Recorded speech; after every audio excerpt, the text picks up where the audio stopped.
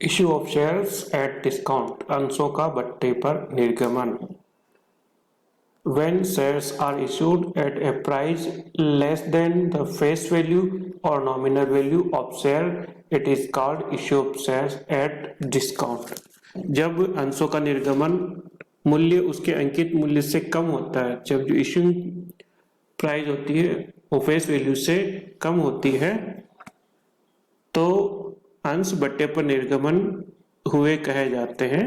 निर्गमन मूल्य और अंकित मूल्य का अंतर डिस्काउंट कहलाएगा। Issuing price and face value, इनमें जो डिफरेंस है वो डिस्काउंट कहलाएगा। जैसे अपन कोई एग्जांपल लेते हैं, माने कि फेस वैल्यू है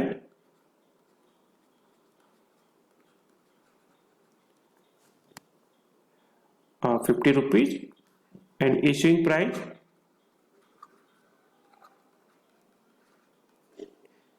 सपोज कीजिए 45,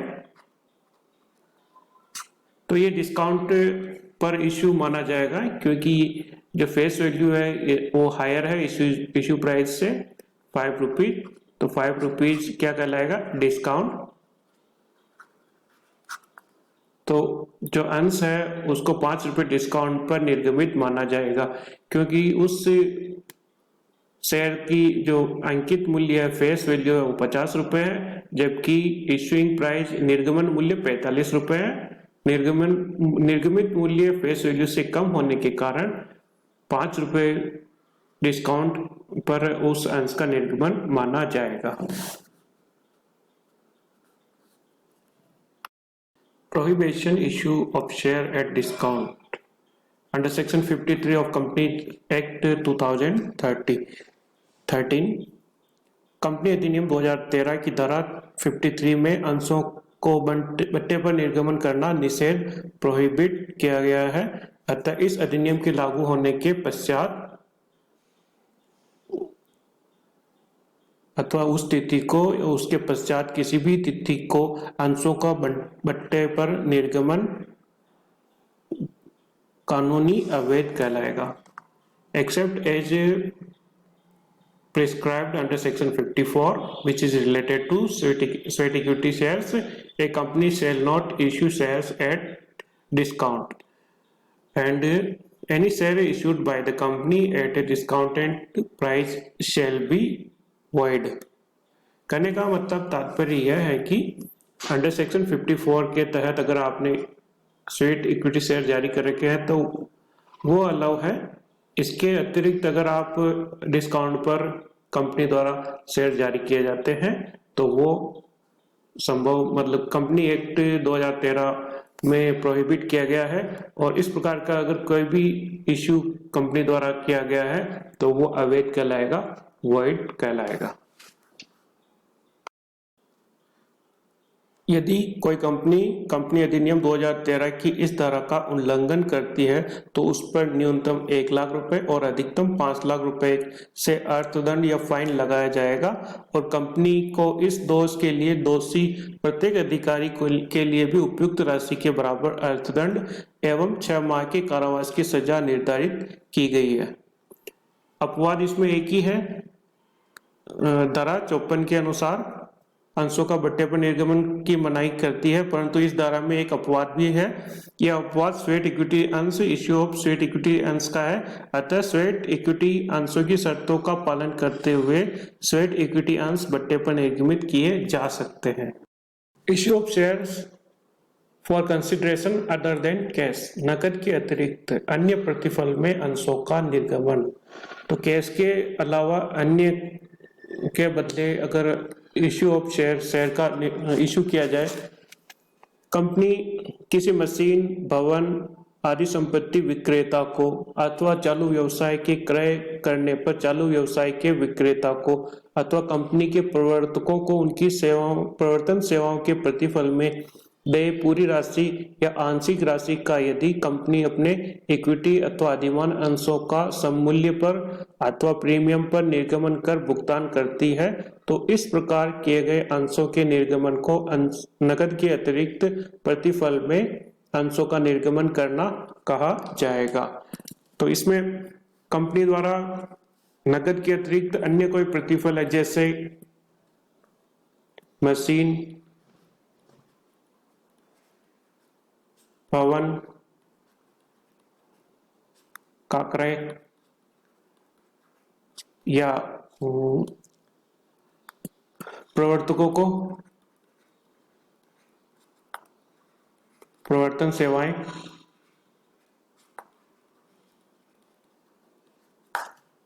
के बदले। मशीन, आपने मशीन खरीदी या भवन का क्रय किया और इनका जो मूल्य है उसका भुगतान नकद में न करके अंशों में किया, तो अंशों नकद के अतिरिक्त अन्य प्रतिफल में अंशों का निर्गमन कहलाएगा। अंशों को डिस्काउंट पर तो नहीं बेच सकते हैं, नहीं दे सकते हैं, प्रीमियम पर या सम मूल्य पर निर्गमन किया जा सकता है। प्रवर्तकों को भी उनकी प्रवर्तन सेवाओं के बदले अंशों का निर्गमन किया जा सकता है। मशीन और भवन का क्रय किया, समझ लीजिए कि जैसे अपन ने 5 लाख का क्रय किया, ओके, अपन ने कैश दे दिया है 3 लाख रुपए, तो 2 लाख का अंश भी निर्गमन किया जा सकेगा। जरूरी नहीं है कि पूरी राशि के लिए आप नकद मतलब शेयर जारी करें, आप पार्शियली शेयर जारी किए जा सकते हैं। नेक्स्ट टॉपिक है call received in advance and to accept unpaid share capital although not called. अग्रदत्त मांग एवं न मांगी गई अदत्त राशि को स्वीकार, अदत्त अंश पूंजी को स्वीकार करना। तो अग्रदत्त मांग एवं न मांगी गई अदत्त अंश पूंजी को स्वीकार करना। अग्रदत्त मांग से आशय कंपनी द्वारा बंटित किए गए अंशों पर प्राप्त उस राशि से है जो अगली मांग से संबंधित है, जिन्हें मांगा जाना बाकी है परंतु बिना मांगे ही प्राप्त हो गई है। कहने का मतलब यह है, तात्पर्य कि जो राशि अभी तक मांगी नहीं गई है और वो राशि जो कि अगली कॉल में आएगी कंपनी के पास, लेकिन वो कॉल अभी तक कंपनी द्वारा नहीं की गई है, और वह राशि अगर पहले प्राप्त हो जाती है तो उसको कॉल रिसीव्ड इन एडवांस कहेंगे। कंपनी अधिनियम 2013 की धारा 50 अंडर सेक्शन 50 में उल्लेख है कि यदि कंपनी के अंतर नियमों में कंपनी को अधिकार दिया हुआ हो तो कंपनी के सदस्यों से उन धारित अंशों पर न मांगी गई पूरी अथवा आंशिक अदत्त राशि प्राप्त कर सकती है, परंतु इस प्रकार सदस्यों द्वारा चुकाई गई राशि के कारण उन्हें न तो अतिरिक्त मताधिकार का लाभ मिलेगा और न ही इस राशि पर कोई लाभांश मिलेगा।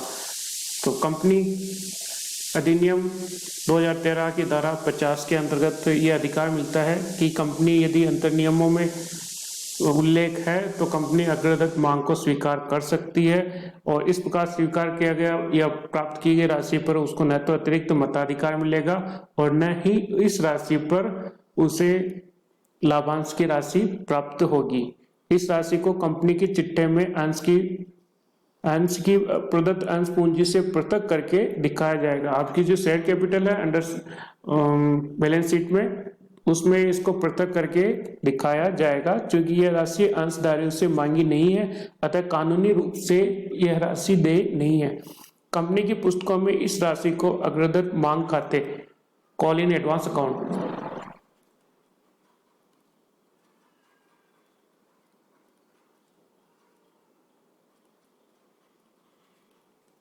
अग्रदत्त मांग खाते में जमा किया जाता है। अंशधारियों से भविष्य में जब भी संबंधित मांगी जाएगी तब अग्रिम प्राप्त राशि का आवश्यक समायोजन देय हुई मांग के संबंध में कर दिया जाता है।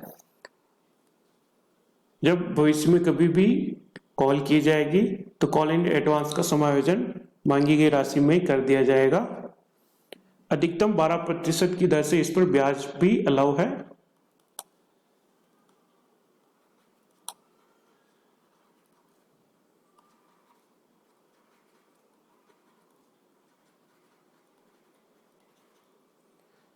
अधिकतम 12% वार्षिक दर से कंपनी इस राशि को अंतर नियमों में प्रावधान होने पर ही स्वीकार कर सकती है तथा अग्रिम राशि पर संबंधित अंशधारी को ब्याज दिया जा सकता है। नेक्स्ट टॉपिक ओवर सब्सक्रिप्शन अधि अभिदान। ओवर सब्सक्रिप्शन ऐसी कंपनियां होती है जो ख्याति प्राप्त होती है, जिनमें निवेशक अधिकतम निवेश करना चाहते हैं, अधिक संख्या में निवेशक अट्रैक्ट होते हैं यदि उस कंपनी द्वारा कोई भी इशू जारी किया जाए। ख्याति वाली अर्थात प्रतिष्ठित कंपनियों द्वारा जब अभिदान के लिए अंश जनता को प्रस्तावित किए जाते हैं तो प्रस्तावित अंशों की संख्या से कहीं अधिक अंशों को खरीदने के लिए जनता से प्रार्थना पत्र आ जाते हैं। ऐसी स्थिति में अंशों के अधिविदान की स्थिति कहते हैं।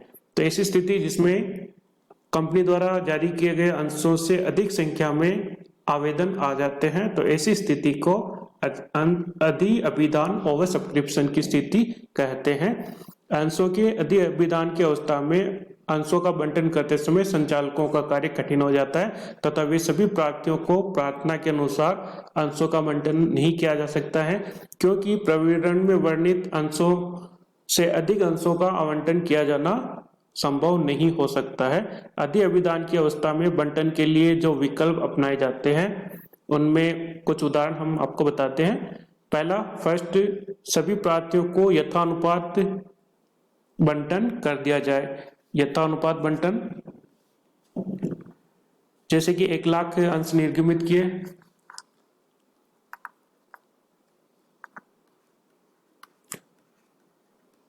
निर्गमन 1 लाख है और आवेदन कितने आए 2 लाख, तो इनमें एक रेशियो बना दिया जाएगा कि 1:2, जिसने 2 के लिए आवेदन किया हो उसको 1 अंश दे दिया जाएगा। ऐसी स्थिति में प्रत्येक 2 अंशों के लिए प्रार्थना पत्र देने वाले आवेदक को 1 अंश के हिसाब से बंटन कर दिया जाता है तथा संबंधित प्रार्थी की प्रार्थना पत्र के साथ प्राप्त शेष राशि उस राशि को बंटित किए गए अंशों पर देय बंटन राशि की पूर्ति के लिए रख लिया जाता है। यदि इससे भी अधिक राशि बचती है तो सामान्यतः उसे आवेदकों को लौटा दिया जाता है। तो 1 लाख अंशों पर 2 लाख आवेदन आए तो 2 अंशों के आवेदन को 1 अंश निर्गमित किया जाता है। और क्योंकि आवेदन करते समय आवेदन राशि दी जाती है 2 अंशों की आवेदन राशि, जबकि उसको मिल रहा है 1 अंश, तो जो अतिरिक्त राशि है उसको आवंटन के समय, अलॉटमेंट के समय जो मांगी जाने वाली राशि में समावेशन कर लिया जाएगा। अगर उससे भी ज्यादा राशि बचती है तो उसको वापस लौटा दिया जाएगा। पहली कंडीशन है। और दूसरा है अपने पास कुछ प्रार्थियों को उनके प्रार्थित किए गए अंशों का बंटन कर दिया जाता है। कुछ प्रार्थियों को उनके द्वारा प्रदर्शित अंशों के स्थान पर कुछ अंश दे दिए जा सकते हैं तथा कुछ प्रार्थियों को अंशों के बंटन से मना कर दिया जाता है। जिन प्रार्थियों को प्रार्थित अंशों से कम अंश आवंटित किए जाते हैं उनसे प्राप्त आवेदन राशि के शेष भाग को उन्हें बंटित किए गए अंशों की बंटन राशि की सीमा तक रोक लिया जाता है तथा शेष बची अधिक की राशि उन्हें लौटा दी जाएगी। जिन प्रार्थियों को बंटन के लिए बिल्कुल मना कर दिया जाता है उन प्रार्थियों से प्रार्थना पत्र के साथ प्राप्त आवेदन राशि को खेद पत्र से के साथ लौटा दिया जाता है। तो इसमें 3 कंडीशन होती है। या तो पहली कंडीशन में तो सभी को, कुछ ऐसे आवेदन है जिसको 100% इश्यू कर दिया जाता है, कुछ आवेदनों को उनके एक निश्चित प्रतिशत की दर से आवंटित किया जा सकता है, 50% ही 50% ही उनको बंटित किया। जैसे उन्होंने 100 के लिए आवेदन किया था और 50 अंश ही उन्हें दिए, इस पर जो अतिरिक्त राशि बचेगी उसको बंटन के लिए रोक लिया जाएगा। इसके अतिरिक्त और भी राशि अगर बचती है तो उनको लौटा दिया जाएगा। तीसरा, कुछ ऐसे प्रार्थी है जिनको 0% अलॉटमेंट होगा, मतलब उसका कुछ भी उनको आवंटित नहीं किया जाएगा, अंशों का निर्गमन उनको नहीं किया जाएगा, उनकी सारी राशि खेद पत्र के साथ वापस रिफंड कर दी जाएगी। तो इसमें तीनों कंडीशंस, पहले 100% आवंटन, कुछ ऐसे प्रार्थी जितना प्रार्थना उन्होंने करी है उसके अकॉर्डिंग उनको 100% शेयर इश्यू कर दिए जाते हैं। कुछ जो एप्लीकेंट है, एप्लीकेशन आई है, उनको कुछ कम मात्रा में अंश आवंटित किए जा सकते हैं। 50% हो सकता है, 40% भी हो सकता है। तो कहने का मतलब उनको कम मात्रा में अंश आवंटन किया जाता है और राशि का समायोजन बंटन तक कर लिया जाता है। शेष का रिफंड कर दिया